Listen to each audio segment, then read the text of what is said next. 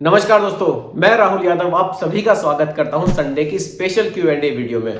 दोस्तों, आप लोगों के काफ़ी सारे कमेंट्स आए, आप सबने काफ़ी प्यार मेरे चैनल पर दिखाया है, इन सब के लिए आपका बहुत बहुत धन्यवाद।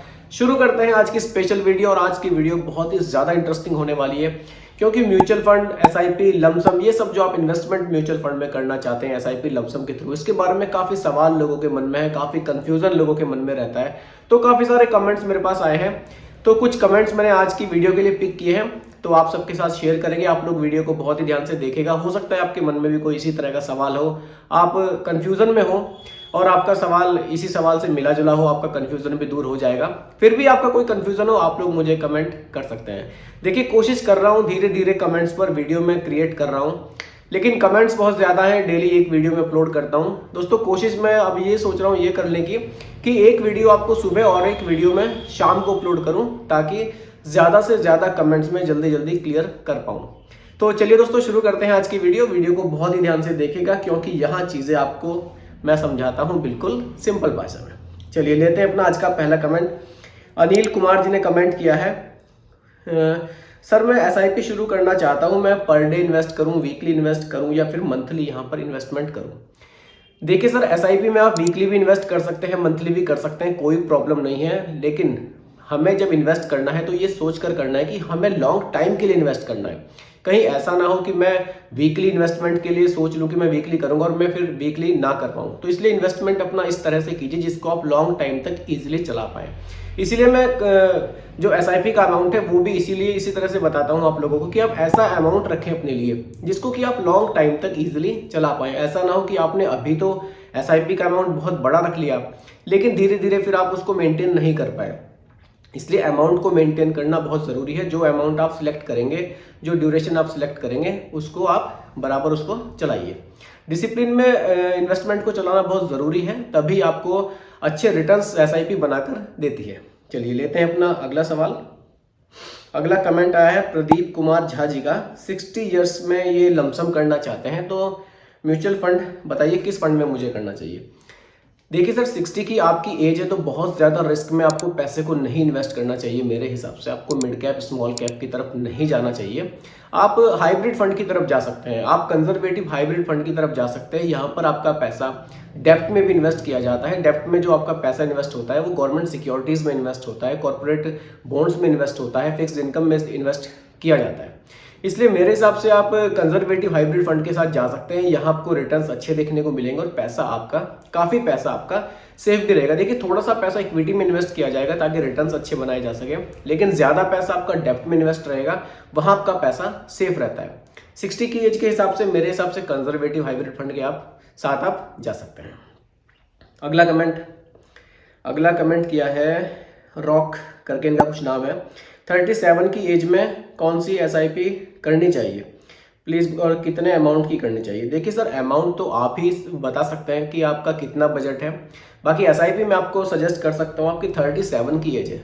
देखिए, अगर आप SIP की ड्यूरेशन 60 तक रखना चाहते हैं तो आप स्मॉल कैप के साथ जा सकते हैं, और अगर आपको SIP की ड्यूरेशन कम रखनी है तो फिर आप मिड कैप के साथ भी जा सकते हैं। आपने ड्यूरेशन वगैरह कमेंट में मुझे नहीं बताइए, इसलिए जब भी आप ऐसे कोशिश कीजिए, जब आप कमेंट करें, अमाउंट भी मुझे बताएं, ड्यूरेशन बताएं, अपना गोल बताएं, तो एक सही SIP मैं आपको बता सकता हूँ।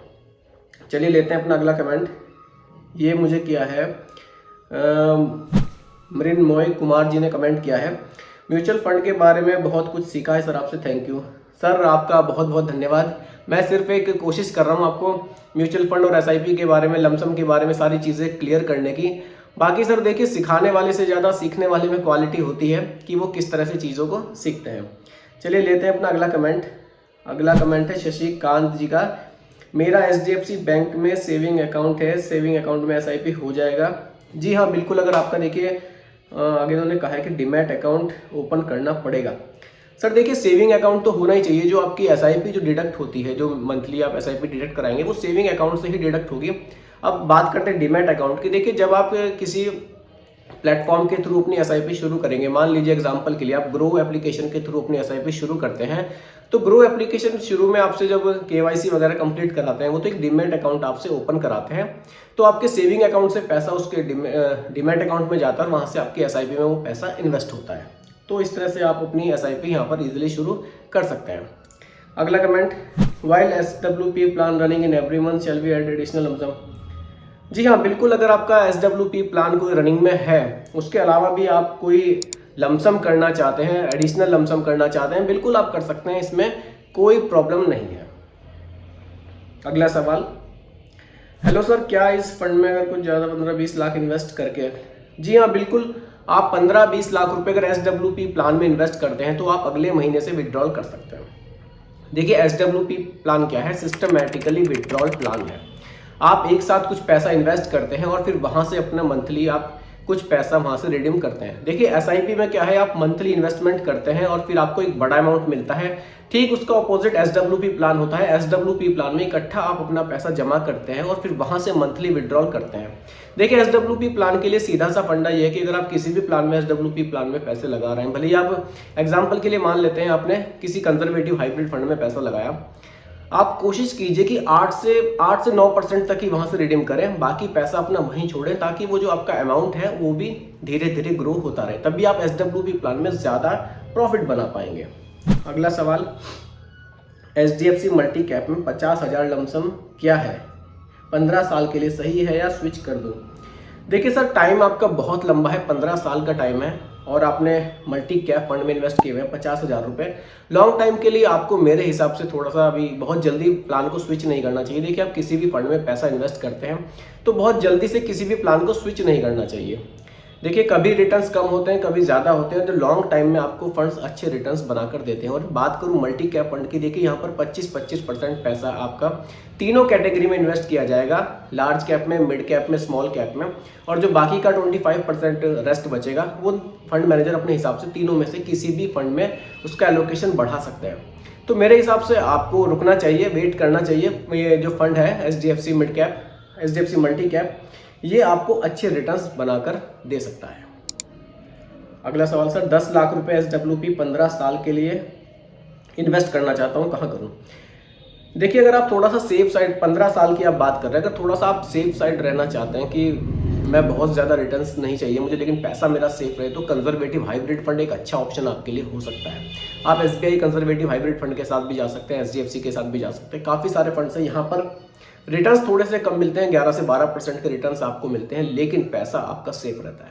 अगर आप थोड़ा सा रिस्क लेने में सक्षम हैं कि ठीक है, मैं रिस्क लेने के लिए तैयार हूँ, मुझे रिटर्न्स अच्छे चाहिए, तो फिर आप मिड कैप कैटेगरी में भी जा सकते हैं। मिड कैप से ज़्यादा आगे आपको जाने की ज़रूरत नहीं है। स्मॉल कैप में आपको SWP प्लान को लेकर जाने की ज़रूरत नहीं है, बल्कि मैं तो आपको सजेस्ट करूँगा SWP प्लान के लिए आप थोड़ा सा सेफर फंड में जाइए, ताकि वहाँ से ईजिली मंथली आप विड्रॉल ले सकें।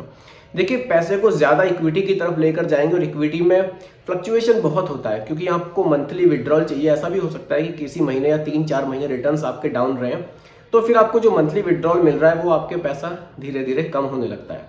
इसलिए थोड़ा सा सेफ फंड की तरफ जाइए। आप इस फंड के साथ भी जा सकते हैं, कंजर्वेटिव हाइब्रिड फंड के साथ भी जा सकते हैं, या फिर अगर आप थोड़ा सा और रिस्क लेना चाहते हैं, बहुत ज़्यादा नहीं लेना चाहते, तो आप निफ्टी 50 फंड के साथ भी जा सकते हैं। यहाँ भी आपको रिटर्न्स 13 से 14% के देखने को मिलते हैं और पैसा आपका इंडिया की टॉप 50 कंपनियों में इन्वेस्ट कर दिया जाता है। चलिए लेते हैं अगला कमेंट।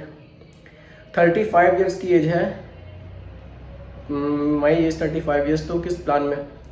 देखिए, 35 की आपकी एज है और आप लॉन्ग टाइम के लिए पैसे को इन्वेस्ट करना चाहते हैं, तो आप सिंपली एक स्मॉल कैप फंड ले सकते हैं। स्मॉल कैप 15 से 20 साल के लिए अगर आप लेते हैं तो आपके अच्छे रिटर्न्स यहाँ पर बन जाते हैं।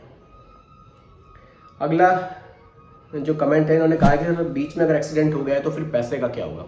देखिए सर, अगर बीच में एक्सीडेंट हो जाता है, कोई ऐसी मिसहैपनिंग हो जाती है, तो नॉमिनी का ऑप्शन इसमें भी आपको देखने को मिलता है। पैसा आपका नॉमिनी को दे दिया जाएगा। आप किसी भी गवर्नमेंट स्कीम्स में किसी भी स्कीम्स में जब पैसा इन्वेस्ट करते हैं, नॉमिनी आपसे हमेशा पूछा जाता है, तो यहाँ पर इजीली पैसा आपके नॉमिनी को यहाँ पर मिल जाता है। सर आप बहुत अच्छे से समझाते हैं, लव फ्रॉम झारखंड से एक बहुत बढ़िया सा कमेंट आया सर, धन्यवाद। पूरे झारखंड का धन्यवाद, क्योंकि लव फ्रॉम झारखंड ही आया है। अगला कमेंट, सर मुझे SIP डायरेक्ट फंड में करनी है या कहाँ से करूँ, बैंक से या ऐप से?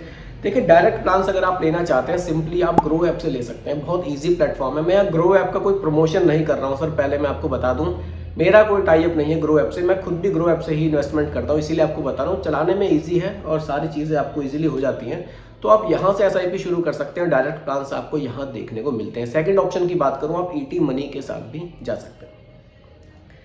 अगला कमेंट, 45 की एज में 15 साल के लिए एसआईपी। सर सिंपली अगर आपकी 45 की एज है, आप 15 साल के लिए एसआईपी करना चाहते हैं, आप मिड कैप कैटेगरी में जा सकते हैं। आप मिड कैप में अगर आप जाना चाहते हैं, देखिए एसबीआई के साथ आप जा सकते हैं, एचडीएफसी के साथ भी जा सकते हैं, एसबीआई मैग्नम के साथ जा सकते हैं और HDFC mid cap opportunity fund के साथ भी जा सकते हैं। दोनों के रिटर्न्स बहुत बढ़िया है। पास्ट 10 ईयर्स के रिटर्न्स की अगर मैं बात करूं तो इन फंड्स ने 19 से 20% के रिटर्न बनाकर दिए हैं। काफी बड़ा फंड साइज आपको देखने को मिलता है। HDFC mid cap opportunity fund का तो अगर मैं फंड साइज की बात करूं 40,000 करोड़ से भी ज्यादा का आपको देखने को मिलता है। काफी अच्छे returns HDFC mid cap opportunity fund बनाकर दे रहा है। तो आपकी 45 की एज है तो आप एचडीएफसी के साथ जा सकते हैं। अगला कमेंट, सर एसआईपी अच्छा है लेकिन एसआईपी कहां से खरीदे, बैंक से या फिर ऐप से? सर आप एसआईपी बैंक से भी स्टार्ट कर सकते हैं, लेकिन देखिए आपको कोशिश करनी है कि आप डायरेक्ट प्लान्स में इन्वेस्ट करें। इसलिए आपको मैं सजेस्ट करूंगा कि आप किसी ऐप के थ्रू अगर इन्वेस्टमेंट शुरू कर लें तो ज़्यादा अच्छा आपके लिए रहेगा, क्योंकि यहाँ आपको डायरेक्ट प्लान्स देखने को मिलते हैं। और ये सर नेक्स्ट कमेंट आया है, ये बहुत मेरी वीडियोस पर कमेंट करते हैं। सर आपका स्पेशली बहुत बहुत धन्यवाद। हमेशा मैं वीडियो अपलोड करता हूँ, आपका कमेंट सबसे पहले आता है। आपका सर स्पेशल थैंक्स, आप मेरी हर वीडियो को व्यू करते हैं और मुझे कमेंट भी करते हैं। तो दोस्तों ये कुछ सवाल थे जो मेरे पास आए थे एसआईपीज को लेकर, म्यूचुअल फंड इन्वेस्टमेंट को लेकर। आपके मन में भी कोई कंफ्यूजन हो आप लोग मुझे कमेंट कर सकते हैं, मैं रिप्लाई करने की पूरी कोशिश करूंगा। बाकी दोस्तों जो भी रिप्लाई मैंने आप लोगों को कहे हैं, जो बताए हैं, ये कोई रिकमेंडेशंस नहीं है, ये सिर्फ एक एजुकेशनल पर्पस मैंने चीज़ें आप लोगों को बताई हैं। आप इन्वेस्ट करने से पहले अपने फाइनेंशियल एडवाइजर से सलाह जरूर लें, अपने रिस्क टॉलरेंस को देखें, तभी आप इन्वेस्टमेंट करें। बाकी वीडियो आपको कैसी लगी कमेंट में ज़रूर बताइएगा। पसंद आई हो तो लाइक शेयर भी कीजिएगा और मेरे चैनल पर अगर आप नए हैं इसको भी सब्सक्राइब आप ज़रूर कीजिएगा। धन्यवाद।